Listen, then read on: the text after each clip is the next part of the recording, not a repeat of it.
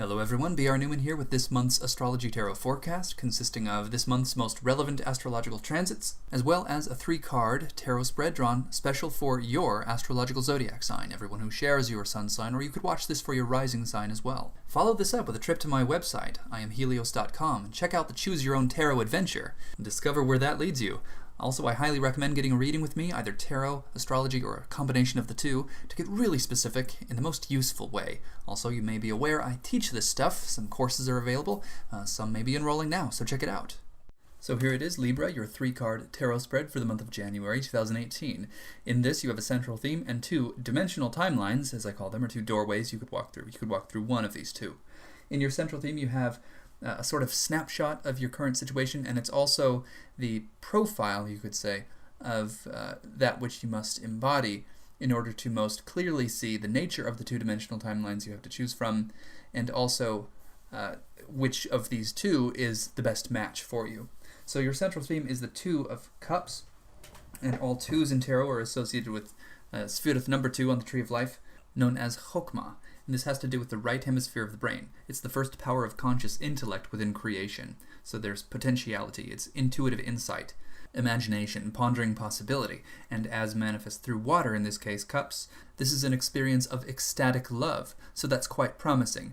This is going to be a theme that should come into the forefront this month, and especially considering the nature of the 2 full moons, one of which is a lunar eclipse, the first full moon occurring in Cancer, illuminating matters of family, home, maternal energy. So that should define the focus very early on in the month, which should steadily grow until the climactic lunar eclipse, occurring at the end of the month, bringing this subject around full circle. So of course, this would be the central theme, the 2 of Cups.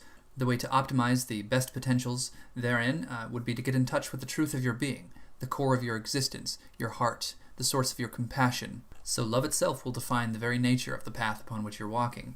Having said that, you can choose which direction this path leads. Does it lead towards the 7 of Cups on your left-hand side, or the 10 of Discs on the right-hand side?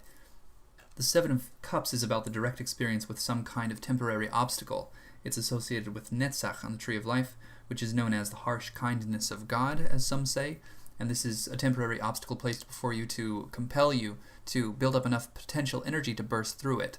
And the purpose of all of that is so that when similar obstacles do arise in the future, you effortlessly transcend them, perhaps not even noticing them. And as manifest through water, in this case, this is the experience of integrity after resisting some kind of temptation. So this love path may in fact lead you towards some kind of pattern, some belief system, some habit, some individual maybe, that is embodying old energy, something you have outgrown, and you'll have the chance to say no, to set a boundary against it. And it's very likely, considering what this implies, that you will successfully resist that temptation and set the necessary boundary. And then you'll have a newfound sense of integrity. Okay, so this is quite promising. At first it seems, of course, due to the imagery you see on the card and due to the nature of it being associated with Sphyrith number 7 on the Tree of Life, being an obstacle in itself, it may seem rather daunting. It may seem a little bit scary. There's nothing to worry about, though, because the emphasis here is on the temptation being transcended. It's on the new sense of integrity. So that's one option. On the other hand, you have the 10 of Discs. All 10s in tarot are associated with the final Sphyrith on the Tree of Life, known as Malkuth, which is the world, the kingdom. It's the place upon which all potentials, all primordial essences are actualized and materialized. So in this case, this is the complete materialization of Earth, or Discs. And the experience of that is like inner and outer wealth, infinite resources, but also total security and at the expense of liberty. So this sort of points to the paradigm upon which we are, sacrificing our own freedoms and liberties for the sake of increased security. So the wealth itself, this, material manifestation at this level, gains a kind of power over you, a consciousness of itself, as if due to the sheer volume of it, you, in your fear of losing it, your fear of perhaps mismanaging it, it becomes a major contributor to your every thought. It possesses you. There's not enough flexibility, there's not enough flow. Now obviously this can be remedied by taking the appropriate action. And that's why readings like this can be so useful. You can prepare yourself to act appropriately should the need arise. However, you can make the conscious decision to take the left-hand dimensional timeline and perhaps consciously, deliberately approach that which has tempted you in the past, that which, you maybe have not demonstrated to yourself that you have the discipline to set the necessary boundaries. And doing so will instill a great deal of confidence in you, and perhaps that's precisely what you need. So it's up to you, really. You can willingly confront that which has tempted you, that which embodies something you have outgrown on the left-hand dimensional timeline, or you can re-examine your material possessions, your finances, your resources, and figure out the ways in which some more flow can be added. You can perhaps clean house and loosen up whatever stranglehold such resources may have on you, if that's relevant.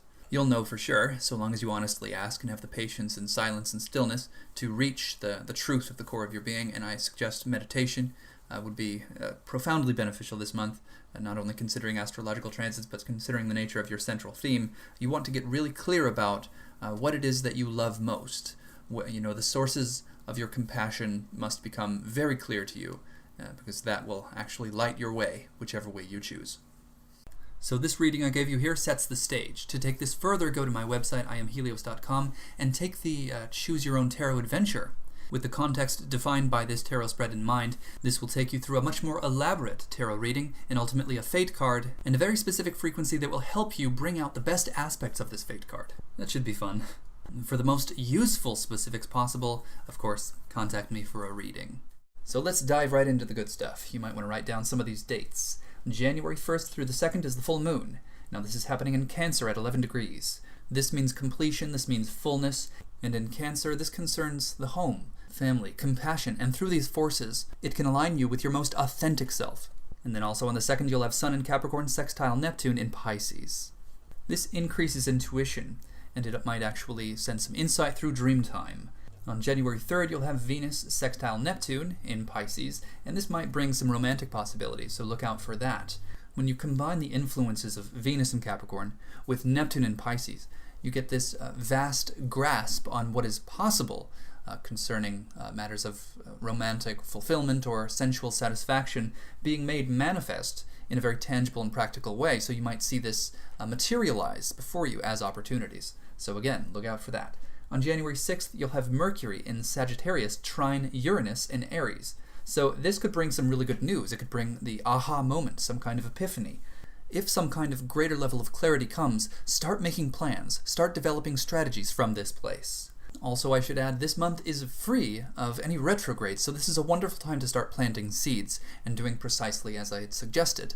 Start making plans, start implementing these plans, start operating actively from this place of clarity, from this new beginning, this launch pad here in January.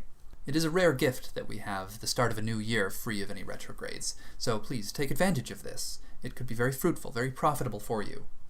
Consider this fact also on January 8th, you'll have Mars in Scorpio sextile Pluto in Capricorn. This increases your powers of concentration and focus. It actually helps you to perhaps more practically and productively implement ideas, developing sustainable systems that work for you, systems that diligently operate on many dimensions in favor of the highest benefit possible for you. Then we come upon what we could call a zone of challenge between January 12th and 14th.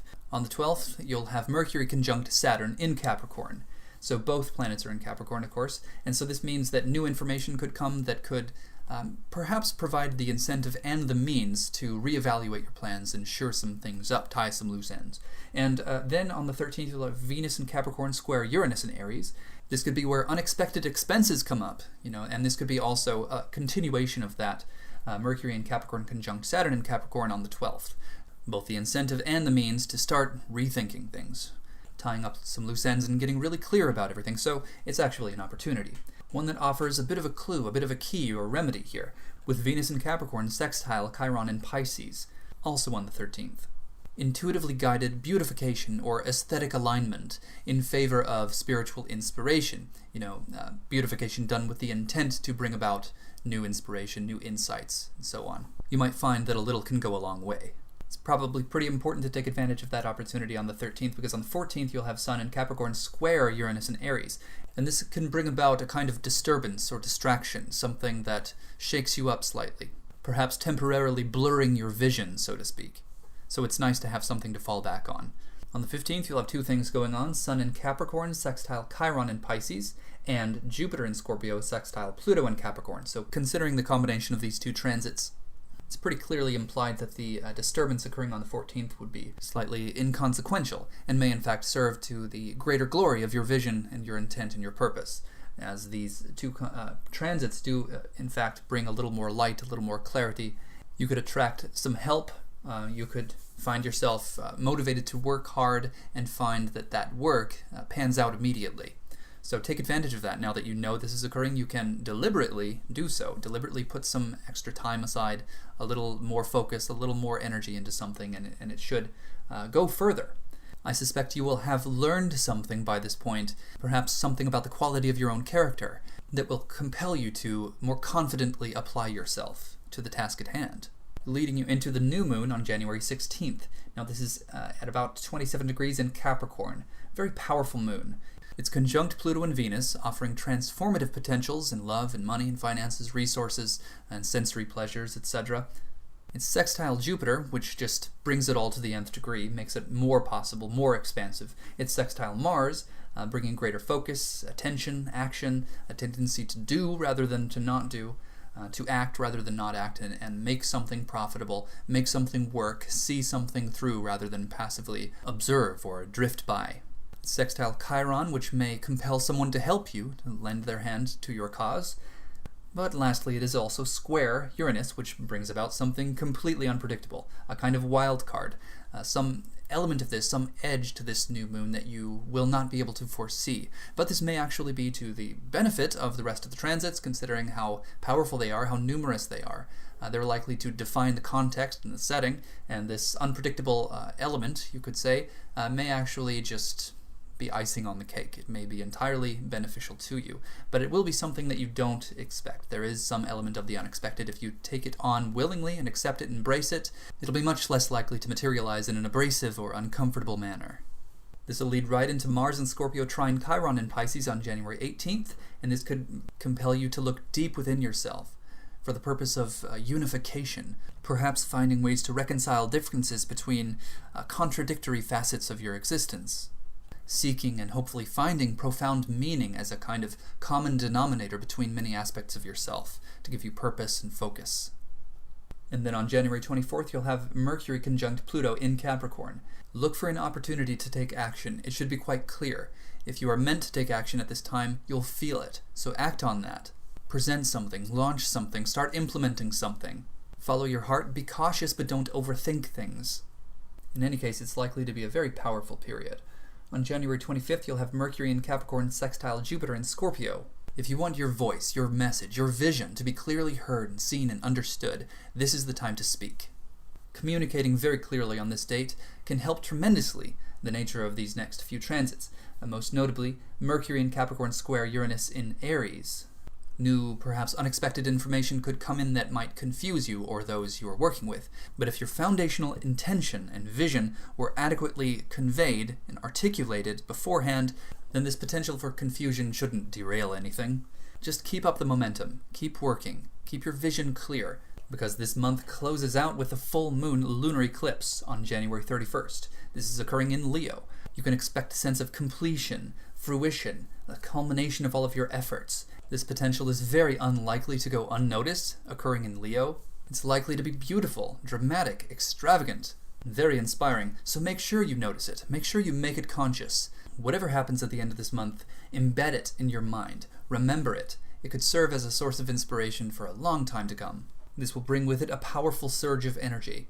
The conscious application of your intent will keep this within the realm of the beneficial. Watch it carefully, not to control its manifestation, but to align it with the truth of your being. Don't forget about it and thus make it random. Make it conscious, make it deliberate. So align this potential and all potentials this month with the truth of your existence, found at the core of the heart of your being, your most authentic self, perhaps first glimpsed at the first of the month for the first full moon, bringing this all around full circle.